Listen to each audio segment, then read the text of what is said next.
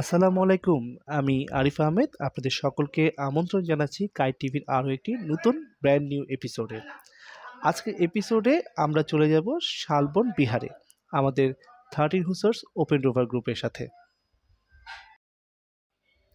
শালবন বিহার বাংলাদেশের অন্যতম গুরুত্বপূর্ণ প্রত্নতাত্ত্বিক স্থাপনা।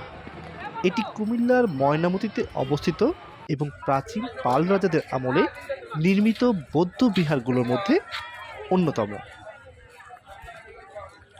শালবন বিহার খ্রিস্টীয় অষ্টম থেকে নবম শতাব্দীতে পাল রাজবংশের শাসনামলে নির্মিত হয়।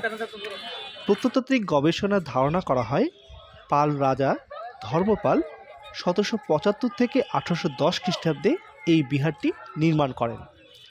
এটি বৌদ্ধ ভিক্ষুকদের ধর্মচর্চা ও বসবাসের জন্য ব্যবহৃত হতো।